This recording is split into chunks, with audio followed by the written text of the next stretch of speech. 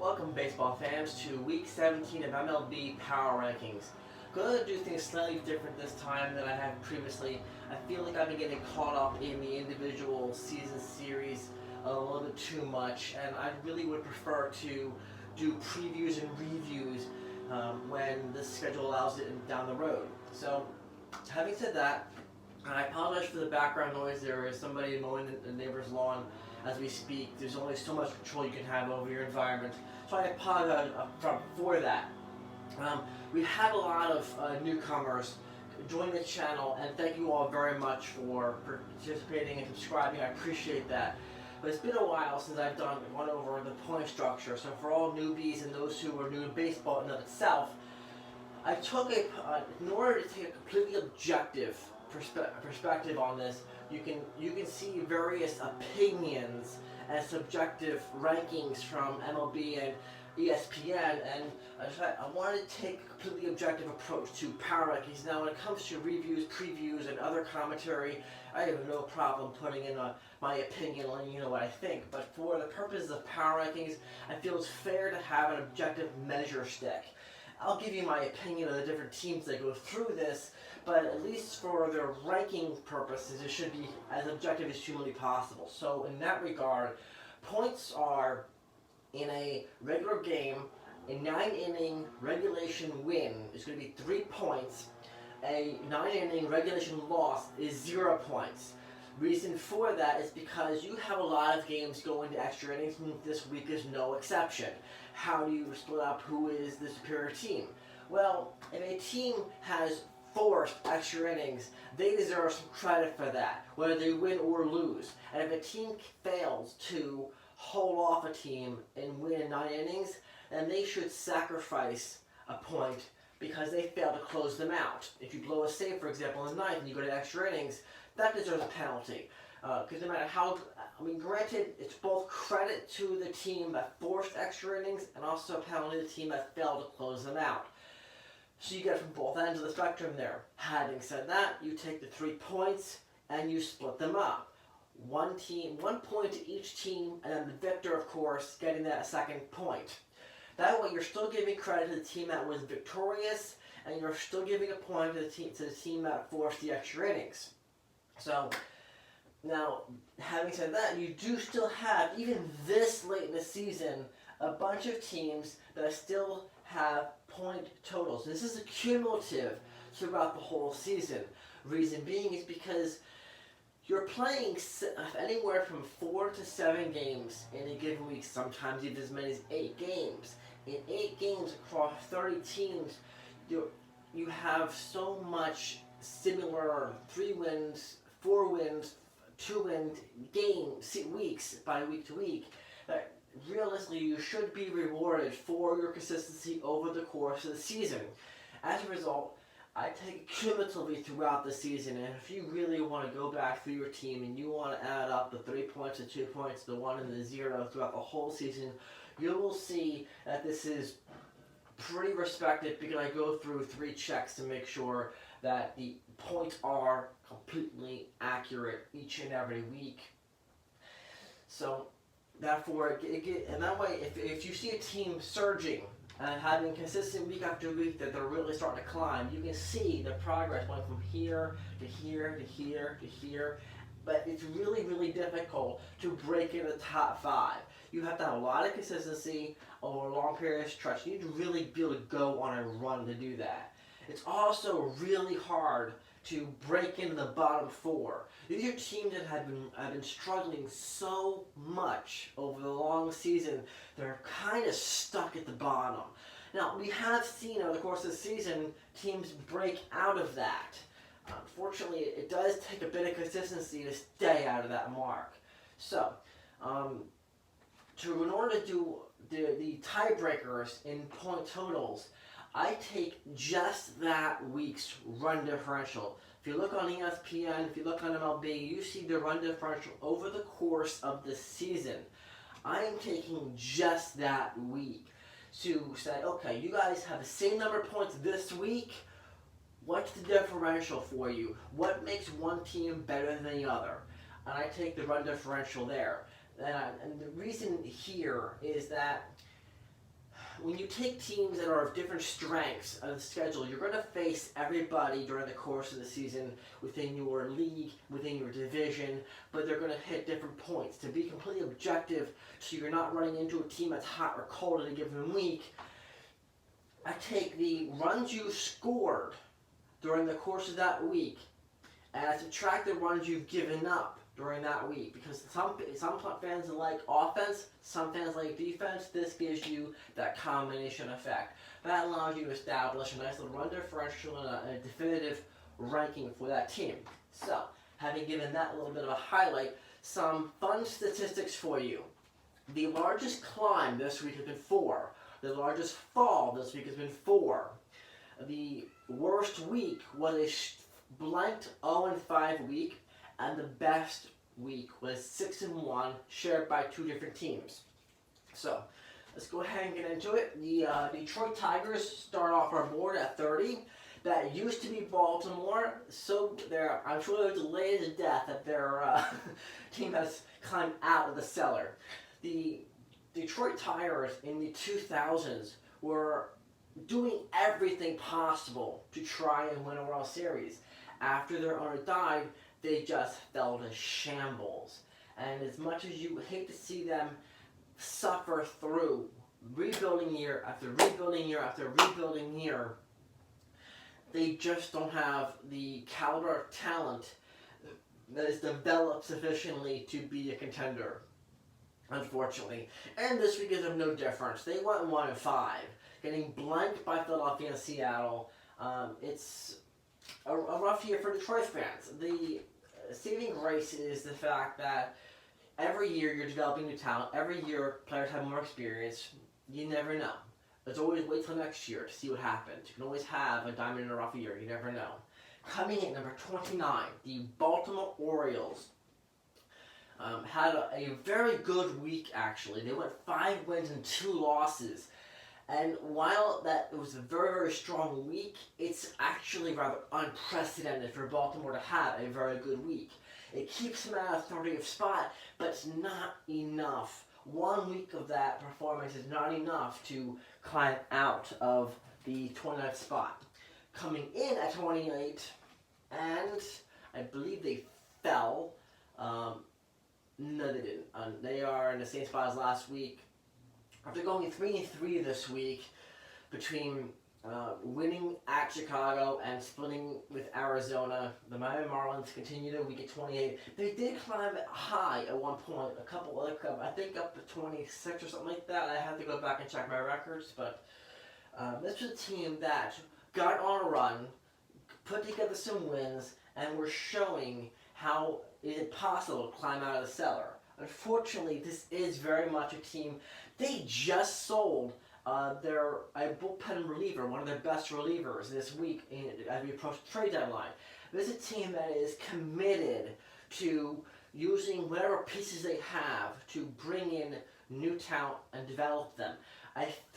Because one of the owners is Derek Jeter, the CEO and partial owner of the team, he came up in 1995 with the New York Yankees, and he came up in a model in which you had a mixture of veterans and a whole bunch of hot rookies.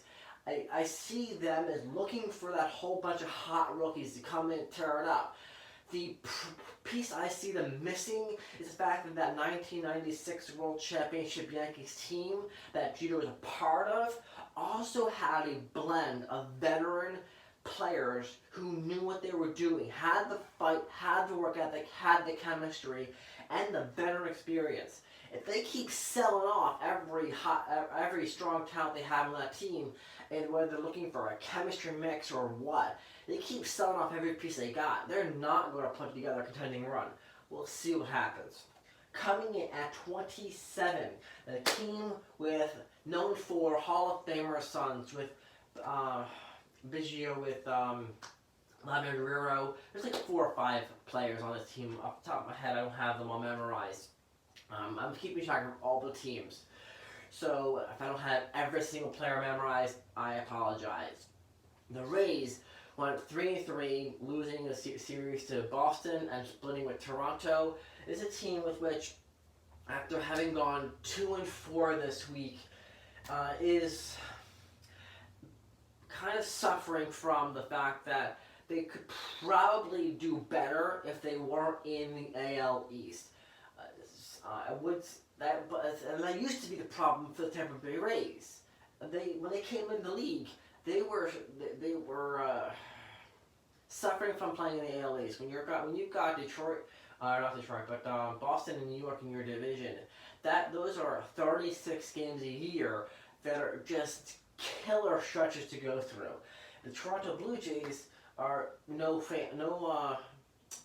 strangers to adversity, so we'll see what happens with those players. Guerrero has shown that he can hit. He hasn't shown he can play defense. And a lot can be said for all the Hall of Famer sons. They all have power and flashes of power. They all have shown defensive plays, but by and large, their defense just needs a lot of work.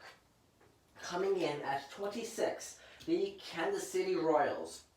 The Royals are up one spot after taking 2 from Atlanta and then dropping 3 to Cleveland. The Royals, having gone 2-4, are a team with which, when they had Hopper and other players back in the late 2000s, they actually had a great core of players that got them to the World Series. I think they fell to the Giants in that year, or the Rangers. They didn't win the World Series, I don't believe. No, I think that was the year they got hung up. They got stuck against the San Francisco Giants, where Bumgarner won 3 of the games single-handedly. Oh my God. But having said that, they've been trying to find the right chemistry and the right mix of players. They've been selling off veterans, and they've been trying to develop rookies, much like Detroit, much like Miami, much like Toronto, and that's what leaves them in the bottom 5 of the league. Coming in at 25, the Chicago White Sox are down one spot after having won 2 wins and 5 losses, dropping 2 out of 3 to Miami, dropping 2 out of 3 to Minnesota. Minnesota, I expect to happen. Divisional rival and a powerhouse in the Twins.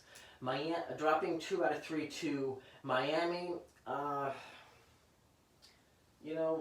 It's one of those things where I'm just not surprised. Miami has shown flashes of brilliance, and so has Chicago. That could have gone either way.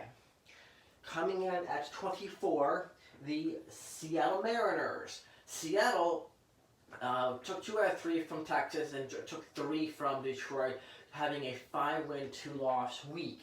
And that has enabled them to climb one spot. I only say one spot because they've been really, really fighting to fall out of this altogether. But the fact they had a good week this week, kudos to Seattle, wonderful work, allows them to come up one spot a little bit.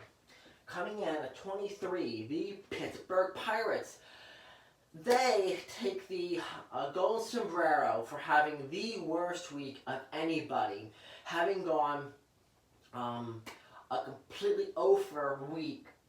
And this was a team with which I had once pegged, as you don't know what kind of team is going to show up, and wondered if they really ever could put a run on to make the wild card.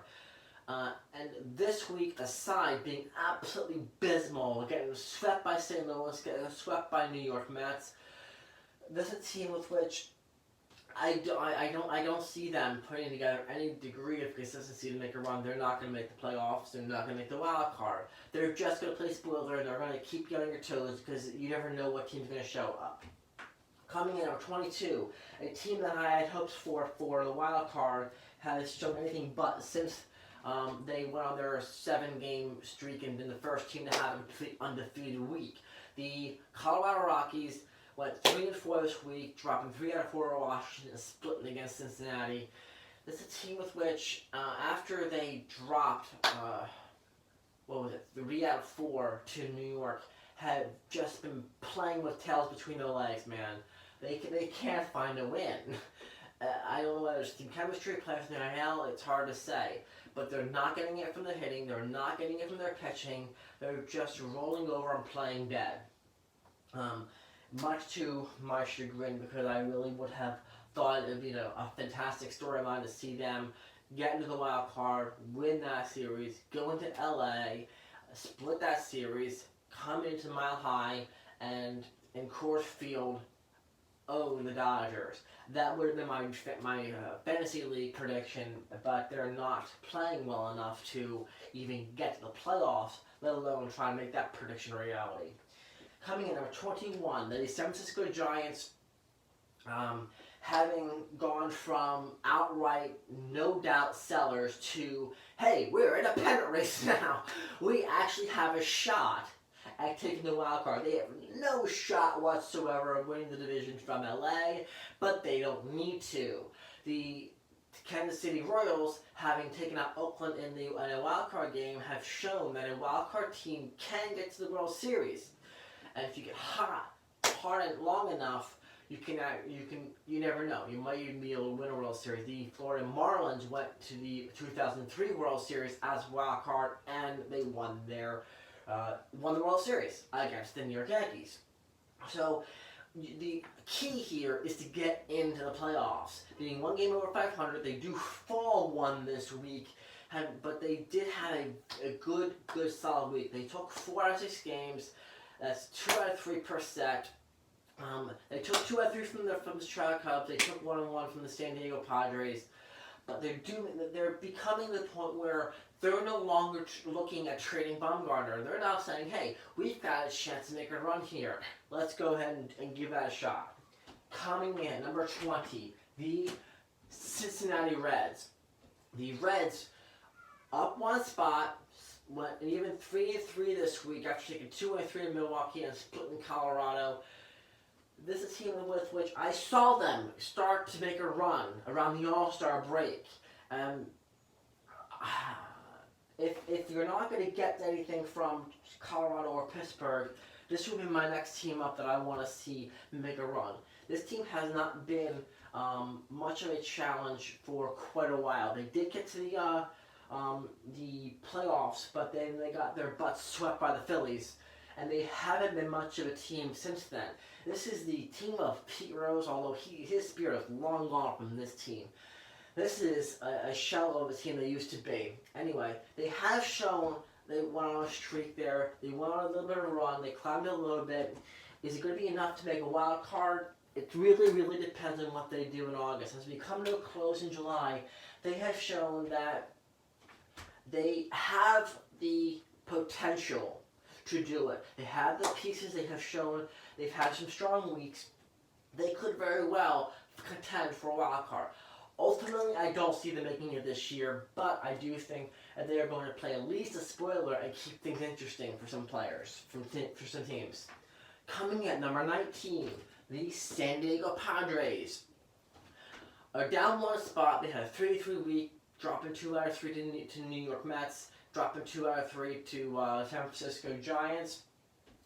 There's a team that you wanted to see how they would do after adding Manny Machado, but they weren't one piece away from a championship caliber team. They were a few pieces away. So as much hype as they got over signing Hosmer last year signing Machado this year, they need to shore up the pitching. They need some players to get more consistent, go on some streaks here. In the meantime, this is not a team I have pegged for a challenger for the wild card, but you never know what can happen. Coming in number 18, the New York Mets. This team with which I've been rumored to and pegged with so many different teams over DeGrom, over Syndergaard, over Wheeler. All top-notch, ace-quality pitchers. The thing is,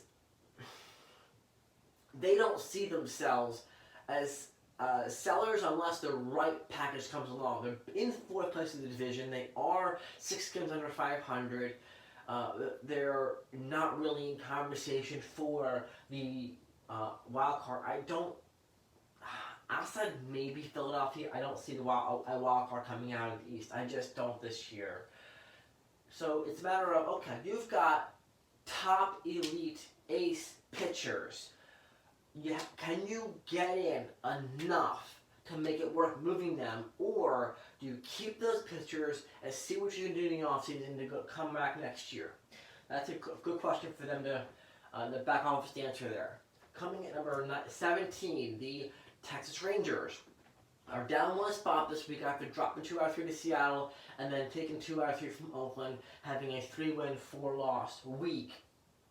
This is a team that I see them playing spoiler. I really do. They have shown the ability to win divisional games against Oakland, against LA, against Seattle. They've also shown how they can, when they can go into series in which everyone expects them to win, they just don't. They are very unpredictable. They're very volatile in their win-loss record here. Hence, they're in 4th place in the division. Seattle being the only team worse than them, and for good reason. Seattle has not done much to establish themselves other than trying to get worse, more or less. So this is a team that it's a kind of a gift being this high in the power rankings, because they're just like so many others here and others coming. Consistency is not one of their strong suits. Coming number 16, the Arizona Diamondbacks. Going 3-3 this week, taking 2 out of 3 from Baltimore, split with Miami. They are 1 game over 500, and this could be a surprise wild card team. Do I see it? Not yet. But it's entirely possible. They've had a very, very streaky season. They've beaten teams they shouldn't have beaten. They've lost to teams they should have won, much like Texas, except for in the National League. But again, you're in a league where they're competing with a powerhouse Astros, they're competing with the powerhouse Dodgers. Neither team are of the caliber to contend, but they can both still play spoilers. Coming in number 15, the Philadelphia Phillies. This team I am most disappointed in. After they went on such a spending spree over the offseason, bringing in such high caliber talent, getting your Harper, your Remuno, you still have your Nola, you still have your Arrieta. This is a team that I really expected more than 3rd place in the dog days of summer here. The Phillies went into Detroit, took 2, no surprise there. Virtually everybody does that. Then they, at home games against Atlanta, and they dropped 2. Now, Philadelphia is funny in that way. When it comes to divisional rivals, when you have Philadelphia and Atlanta are a rivalry, much like the Eagles and Cowboys, but much less celebrated, because Philadelphia is much more a football town, but I digress. This is a team with which will lose home games to a divisional rival and then go on the road and win those games. You watch. See the next time Philadelphia goes to Atlanta. See if they don't take 2 out of 3. I mean, they're probably going to win their season finale because you're not going to let Atlanta sweep them out of Citizens Bank Park. But then when they go into Atlanta, we'll see what happens there. This is a team with which I'm expecting more than a 3rd place finish for them. This is a team that was, in the beginning of the season, a 1st place in their division team, and then Atlanta just took off. That doesn't mean they can't get back into 2nd place, doesn't mean they can't contend for a wild card, but I need to see more from them. You're in dog days of summer. This is where wins and losses mean more. They mean something all year long, but now that you're heading to trade deadline and you're gearing up for a postseason run, this is where you really need to take it more seriously. Coming in number 14, the Washington Nationals. Being in 2nd place, having leapfrogged the Philadelphia Phillies, take 3 out of 4 from Colorado, drop 2 against LA. This is a team with which, when they had Strasburg, when they had Scherzer, when they had that wonderful core nucleus, Gio Gonzalez, another one, they were a team with which, when they went into the postseason year after year, you really wondered how deep they could go. They were loaded, they were stacked, and they were ready to rock and roll. They just couldn't get out of the division series. This team is not as talented as those teams were. I don't see them making the playoffs, and I wouldn't be surprised to see Philadelphia leapfrog them. But in the meantime, they've managed to leapfrog Philadelphia. I want to see you go on a run. I want to see you show us what you're made of. You dropped 2 this week after having a 3-4 loss week. But that leads you down, but not out of it, Washington. Let's see what you can do. Coming in, side number 13 is St. Louis Cardinals. St. Louis is up 4, the largest climb of any team this week, St. Louis had the tied with another team on this board the best week of anybody, going 6 wins, 1 loss, almost undefeated week, almost. They are starting to put their act together. If this week shows anything, they have. Granted, it's only 1 week, but they go into Pittsburgh and sweep them on a 4-game set. Not an easy thing to do. They come home and play Houston and split the first 2 games. This is a team with which I have been kind of ragging on, not expecting too much out of them. I'm hoping that they show me what a surprise they can be. I currently don't have them pegged for a wild card this year, but after having a great week this week, I'll be keeping an eye on you, St. Louis, and see what you can do. Can you sneak into a wild card? Can you contend? Show us what you can do. Coming at number 12, the Los Angeles Angels of Anaheim. LA in third place in their division after going 3-3 this week, taking 2 out of the LA Dodgers. Highway Series, you can't put division record means nothing when it comes to the biographical series. They're just wonderful for the fans and wonderful for the game. They also went to Washington, took both games, so that allowed them to climb 1 spot. Not heavy, but at 2 games under 500, they're not exactly having a stellar year. The team with which I do peg to play spoiler at the end of the year. Are they going to be buyers or sellers? I don't think they're going to be either one. I think they're going to stand put and play out their season and play spoiler as much as possible. Coming in at number 11, falling out of the top 10, staying in and falling out of the division lead. They're now in 2nd place after having an abysmal week, going 1-5 this week, dropping 2 out of 3 to San Francisco, dropping 2 to Milwaukee. This is a team that they have very much deserved to fall. They went up against a hot Giants team and their divisional rival. If you want to maintain your division, if you want to get to that division, you need to win those divisional games. And they went into Milwaukee and failed to do so. Milwaukee said, okay, great. The Cubs are in town. This is our turn to strike. Let's go make something happen. And they did just that. As a result, the Chicago Cubs are not going anywhere. They are absolutely in contention here. They might even be buyers before the deadline. You don't know that. But for this week, on this week only, they have definitely deserved to fall out of the top 10. Speaking of the top 10, everyone's favorite, coming in number 10, the Milwaukee Brewers. Brewers, having had a very solid, strong week, playing both divisional rivals, Cincinnati and Chicago, won 4 out of 6 as a 2 out of 3 combo, really had a solid week against divisional rivals, and they have absolutely deserved to climb back in the top 10. You did exactly what you got to do to contend in this league and contend your division. I want to see more out of Milwaukee because earlier in the first half of the season, you were up here.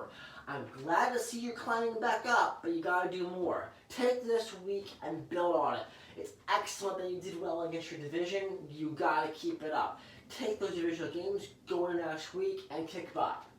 Coming in at number 9, they are climbing even more. The Boston Red Sox were down here at the beginning of the season. I've been saying since day one, they are way too good of a team. They have a prolific lineup that can hit runs at a rapid pace, and they're just continuing to climb. They're in 2nd place. They are a long way out of the division, but they have absolutely brought themselves into the wild card conversation, and I definitely see them as buyers. They're trying to get whatever they can to shore up their team. They need absolutely nothing in their lineup. They have been juggernauts in the hitting arena. Their pitching, on their hand, has a lot to leaves them wanting quite a bit. Their starting rotation is definitely underperforming this year. Their bullpen, they have some solid players between Workman and a couple others in there that are just like, when they come in, it's just like, oh my god, they're going to blank us this inning kind of thing. Meanwhile, they have other relievers that are just like, yay, now we can score some runs. Having said that, they definitely need to work on the pitching, but they've definitely brought themselves into the top 10. Welcome, Boston Red Sox.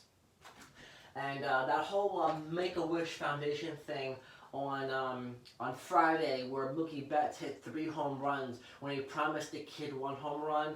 I mean, even as a Yankees fan, I have to say, kudos to the Boston Red Sox for that Make-A-Wish Foundation tribute to give that fan that home run, that Boston Red Sox experience. You know what? Well done. That was just very nice showing. I always love seeing those from any athlete, any team. It's just a beautiful thing. Coming in number 8, the Oakland Athletics. Oakland is down 4 spots this week after having an abysmal week, winning 2, dropping 5. Taking 2 last from Minnesota, but they did not take minutes after from Minnesota. After dropping 2 out of 3 from Houston, dropping 2 out of 3 from Texas, both divisional rivals, both just completely unacceptable. For a team that has gotten themselves in the top 10, we're starting to make a statement, and then to just fall apart against your divisional rivals who's not going to get it done. They're still in the conversation, but we'll see what happens going forward. Coming in number 7, the Atlanta Braves. You're talking about a team here that really rightfully should be in the conversation of a powerhouse. They had a starting rotation that was a bunch of rookies and a league above most, and they shored that up by bringing in Dallas Keuchel, with whom will be a mixed bag this year coming in halfway through the season, but it's definitely going to give you some wins. And it's definitely going to help you with that postseason experience. They're in first place of their division. They took 3 out of 5 games this week, dropping 2 to Kansas City, but then going into Philadelphia, taking the first 2 games. This is a team with which I'm fully expecting to win the division. It's a question, and I think they're going to end up playing the winner of the Central. I spoke to an Atlanta Braves fan. He said, if we get the Cubs, I ain't afraid of the Cubs. Yeah, well, you also haven't exactly dominated this season here. It's at the point where this is a team that is now at the point where, okay, you're in first place, you've got the pieces in place, let's plow ahead. Okay? They are doing absolutely wonderful this year, and I am expecting more good things to come from the Atlanta Braves. Coming in at number 6, the Tampa Bay Rays. The Rays are in 3rd place. They went 3-3 this week, dropping 2 out of 3 to Boston, splitting against Toronto. This is a team that has been hurting lately, and as a result, they've allowed Boston to leapfrog them in the standings, albeit the power rankings. The Tampa Bay Rays haven't fallen yet, but Boston is definitely on the rise. Look out, Tampa Bay Rays fans. You've made the opener everything you will ever hope to be, and now you've also got Charlie Morton on your team from this year. The one thing they're going to struggle with is the fact that the bullpen can only do so much, and they just lost Blake Snell. Does that spell the end of their season? We will see. Maybe they could bring up a rookie who will surprise everybody, you never know. But Blake Snell's loss is definitely hurting the Rays. Coming in, number 5, the Cleveland Indians. And Cleveland share with the St. Louis Cardinals the absolute best week of the league. I've been going 6 wins and 1 losses. The Cleveland Indians went 6-1, taking 2 out of 3 from Toronto, taking the first 3 out of Kansas City, and this is a team with which is going to give the Minnesota Twins a lot of headaches. That division is far from sealed. Minnesota did go into Cleveland earlier this year and take 2 out of 3, granted, but the Cleveland Indians are not going anywhere. And look, they've risen as high as 5. A season-high 5th spot in the power rankings. This team is definitely trying to put things together and go on a run here. They're not too far off from catching Minnesota. They used to be like 10 games back, and they're only a couple games back. You cannot, just like New York cannot count Boston, Minnesota cannot count out the Cleveland Indians. Speaking of Minnesota, coming in number 4, the Twins. had a nice, beautiful slugfest against the New York Yankees. Unfortunately, they came up a little short end of the stick, dropping 2 out of 3. But the Minnesota Twins then proceeded to rebound by taking 2 out of 3 from the Chicago White Sox, giving them a 4-win, 3-loss week. This is a team with which they can absolutely hit.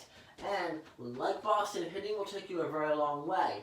The thing is, your pitching needs to back that up. I haven't seen tremendous pitching from the Twins this week, but it doesn't mean it won't come back. Everyone goes through rough patches. Let's see what you can do. At this point, these two are duking out the division, and I don't see the wild card coming out of Central. So it's going to be one of these two. You know what? Actually, I take that back. The loser of the division could end up in a wild card, but do you really want to take your chances on the whole postseason hinging on a single wild card game? I don't think so. You two are very evenly matched at this point, and you are 4th and 5th on our power rankings. We'll see how this season unfolds, but they're definitely two teams that are making the Central very, very interesting. Coming in at number 3, the Houston Astros. Probably no surprise to anybody, as the top 3 have been powerhouses throughout the whole season. The Houston Astros this week went 4 wins and 2 losses, took 2 out from Oakland, splitting the first 2 against St. Louis. And this is a team in which I hope they don't start treating August like a tune-up for the postseason. They still have to win their games, but they're showing no signs of slowing down, and that is why they are still number 3. Speaking of powerhouses, the New York Yankees are number 2 for yet again, as they are close. Last week they were closer. They had a rough week. They did take 2 out of 3 from Minnesota, but they dropped 3 to Boston. And you would think that would allow the number 1 LA Dodgers to put some distance between the Yankees, but they have had a rough patch themselves. As a result, you got the same 3 top teams as last week with higher points.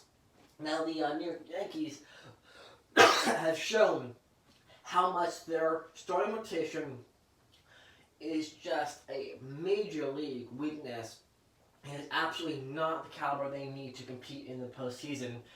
And their bullpen is showing how much they are overworked. I am not at all surprised, but after going through both the Twins and the Red Sox lineups, both extremely prolific hitters and very, very deep on the hitting power, have shown a negative 26 run differential. I mean, ouch!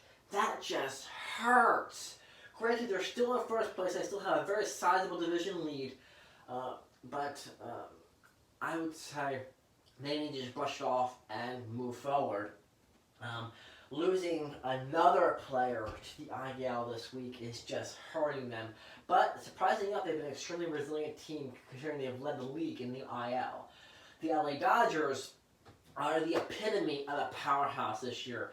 They resemble what the Tampa Bay Lightning in hockey were. They've just been taking names and kicking butt all year long.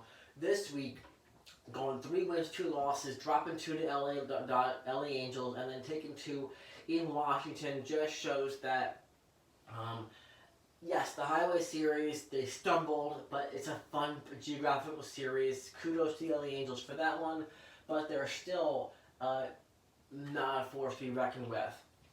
They're showing their dominance over the Washington Nationals this week. And there you go. There's your your 30, your power rankings 1 through 30. I want to know what you think about what I think.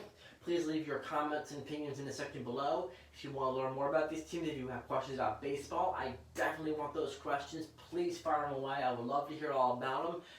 If you think the rankings here are unfair, if you think your team should be higher or lower, please tell me why. We'd love to engage in some banter with you. In the meantime, if you just happen to be browsing through YouTube or happen upon this video, please hit like and subscribe. It greatly helps the channel. And thank you for watching. It's been an absolute pleasure. Thank you.